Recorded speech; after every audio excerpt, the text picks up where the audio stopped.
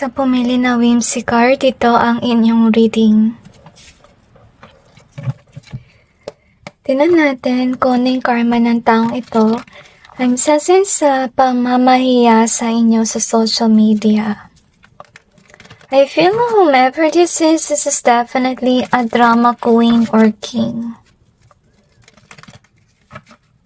At saka na-sense ko rin agad yung blockage with regards sa throat. Ibig sabihin lang nun na ginagamit niya definitely yung kanyang voice sa mali. I also sense that this person do have evil entity within.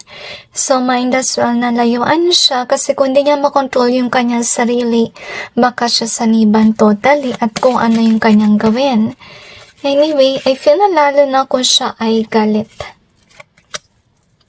I feel whomever this person is, he or she really love na mag-brag posting at mamahiyatin ng tao sa social media. Ngayon, i-clarify natin yung cards to gain more information. I feel whomever this is, siya ay mapagmataas. At I also sense na minaltrato ka niya at pinatrabaho, meaning na pinakulam ka niya sa iba.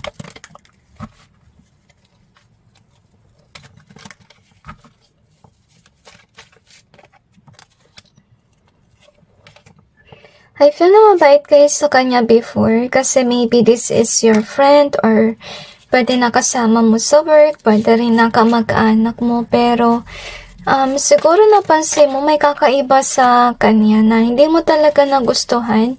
Maybe that's also the reason why kung bakit kayo nagpakalayo sa kanya. And I feel like whomever this could be a person na may drinking issue. Honestly speaking, basta meron siya masamang bisyo na hindi niya maiwasan, okay? So anyway, let's see what we have here. So anyway, yung kanyang karma, honestly, dahil nga siya ay demanding, papansin sa posting, whatever, hindi siya papansinin na ng mga tao. Okay, so ibablock siya. Okay, anyway, mga tao busy na lang mag-work. So, you have this open and fate. So, I kinda like feel na fated na actually umalis yung mga tao sa kanyang buhay. Kasi, whomever this is, mahilig siyang tumingin sa social media ng mga tao. Okay, siguro ito yung pastime niyang gawin. At malungkot ako dito kasi maybe yung mga post ng mga tao at kung ano man, tinutugso niya yung mga tao behind the scenes. Okay? And maybe sa kayo sa nabiktima neto. Kasi siguro with this hoping here, pinakita sa inyo ng Diyos yung mga palatandaan na ganito yung ginagawa niya sa inyo. Maybe you're not aware about it based sa iyong napapansin kasi kaibigan mo siya, kamag-anak, whatever. Pero by God, He showed you kung anong gawain ng taong ito. So I think na hindi lang ito mangyayari sa'yo, kundi mangyayari yan sa mga tao na binibiktima niya. As you can see. So, isa sa kanyang karma, God will show people the truth about this person. Kasi mapagmataas siya, I feel na siya ay feeling gwapo or maganda. So, isa sa kanyang karma rin, may game busy siya sa work, ma-overwhelm siya at may stress. Kasi I kinda like feel yung kanyang pag-uugali, may pagka-narcissistic vibe. Honestly speaking, makasarili siya. So, pinipin down siya ng langit by them being busy at work. Para yun na lang pansinin nila at hindi na nila pansinin yung buhay na may buhay or manira ng mga tao na nasa kanilang paligid. Kasi nga, ito yung nangyayari, okay? So, isa sa kanyang karma, may mga taong maiinis sa kanya. Kasi, syempre, napansin mo naman na nanunukso siya behind the scenes, kung ano nang pinapost niya. So, di malayong maiinis sa kanya. As you can see, yung mga taong binibiktima niya, good for them kasi may mga tao na concern for them. Wala silang concern sa taong ito kasi masama yung kanyang pag-uugali, nang bubuli siya sa social media. So, as I told you, yung mga binibiktima niya, magkakaroon ng mga tao to stand up for them or who cares for them. As you can see, at yung mga tao, hindi na lang siya papansinin. Abandohin siya kasi nga hindi maganda yung kanyang pinagpo-post. Okay, or I feel like this is definitely a brag poster. Honestly, magsasawa yung mga tao sa kanyang pinapost. Pipili na lang ng mga tao na mag-focus sa kanilang buhay. Okay, at ayaw nila ng drama thing sa nangyari sa buhay ng taong ito. So, dahil nga pinag-iiwanan siya ng mga tao kung ano nung iisipin na niya. As you can see here. So, you also have this one at sensual. So, kung sakali man na influencer tong tao na to, or maybe, people used to admire whomever this is, darating yung time na mawawalan siya ng admirers, okay, or na followers kasi nga masama yung kanyang ugali. Nang bubuli siya at kung ano nung ginagawa niya, nakikipag-away siya, whatever, so mawala ng gana sa kanya yung mga tao. So anyway, next thing that we have, I feel this person think that he or she is smart, honestly. So anyway, to be honest with you, magkakaroon ng mga ebidensya against sa kanya mga pinagagawa. Maraming magagalit sa kanya. Kasi to be honest with you, maybe whomever this is, they do have lots of money or maganda yung kanyang status with regards sa kanyang career, okay? Na wala na siyang pakialam sa mga tao nasa paligid. So, maraming galit sa kanya. So, isa sa kanyang karma, siya na lang magiging mag-isa dahil sa ugali niyang masama.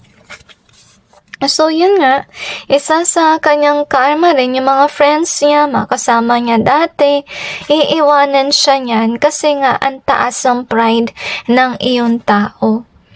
At napansin nyo, nagkakaroon nga ng blockage with regards sa throat kasi nga, itong taon na to, kung ano ng mga pinagsasabi niya na hindi maganda sa kanyang kapwa.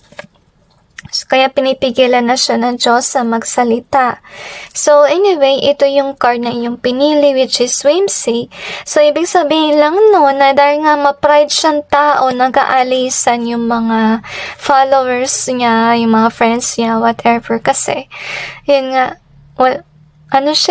masyado siyang narcissistic. Sarili lang niya yung tinitignan niya, hindi niya pinapansin yung iba, okay, pusang-pusang kung ano-ano, so hindi na siya papansinin. Kasi papansin. So anyway, let's see what else do we have here. I feel hindi maganda yung kanyang pag-uugali. So, may pagkaboses siya. Isa rin yun siguro sa dahilan kung bakit hindi siya pinapansin ng mga tao. Kasi nga, may pagka-demanding siya na energy. Okay, kaya hindi na siya pinapansin. So, you have to try here. And we got, you're always on my mind, forever in my heart, but it's an easier way. So, dati nga may admirers siya. Pero nawala ng interest sa kanya yung mga admirers. Kasi we have the dream in easier ways. So, ibig sabihin lang nun na may mga tao na nanaginip about sa kanya. So, as I told you about this one, remember?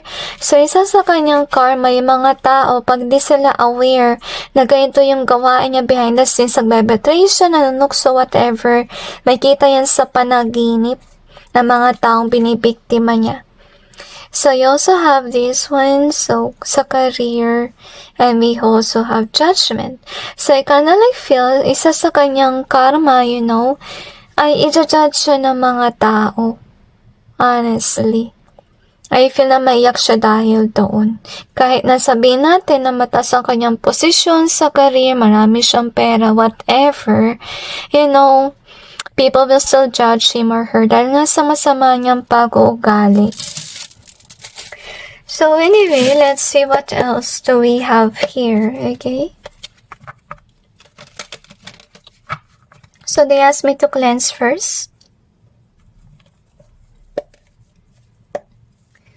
So, tingnan natin kung ano pang meron. So, I really feel here na itong tao na to, feeling niya magaling siya magsalita. And I also sense that they could be black magic user. They could be trying to hide their vibe or aura para hindi sila mapansin ng mga tao na masama. Okay. So anyway, to be honest with you, may tinatago nga siya na baho niya. Honestly, kasi alam niya, pag lumabas yung katotohanan, this will be this person's bad luck, honestly speaking. So for with regards sa career, I feel here na kahit nasabihin natin angat siya sa ngayon, I feel na dati yung time na hindi siya angat or parang wala siyang patutunguhan at hindi niya nalalaman yun, honestly. Pero yun nga, matatanggal siya sa work. Darating yung time na hindi siya titingalain or hindi na maganda yung tingin sa kanya ng mga tao kasi nga sa kanyang mga kasinungalingan. And also with the moon here reminds me of dreams, honestly. So dahil nga nananaginip yung mga tao na hindi maganda about him or her, kaya iniiwasan na siya ng mga tao dahil sa palatandaan na binigay sa kanila ng Panginoon. Kaya yun nga, dadadmahin siya ng mga tao, pag i-judge siya, obserbahan, okay? So, yung mga binibiktima niya, ito yung mga tao na nagkakaroon ng magandang career at saka they will be emotionally fulfilled as well, which is nice for them. Itong tao na to na tinanong mo sa akin, they will definitely have a downfall with regards sa kanilang career. Isa rin sa kanyang karma, guys, I feel here na mahirapan siya na mag-isip, honestly speaking. And with regards so this one here in reverse, ibig sabihin lang nun na parang walang panahon sa kanya yung mga tao kahit na sa I really feel here dahil sa palaaway siya. So, isa sa kanyang karma walang magtatanggol sa kanya. Kasi remember this is they are drama queen and king, liars, they betray people, whatever. So, mawalan ng gana sa kanya yung mga tao kasi isipin ng mga tao na this person will just betray. Kaya yun nga, mawalan ng gana sa kanya. Mawalan ng hope din if ever some people are waiting for them to change, okay? So, I really feel na it's destined for them na i-give up ng mga tao. I feel na soon they might feel like lose their work, honestly. Kasi baka yung boss nila, ginawan nila ng masama. I feel na maiyak talaga sila, honestly. Dahil sa biglaang pagkawala ng work at pagkasira din ng kanilang reputasyon. So anyway, that's it guys, and God bless all of you.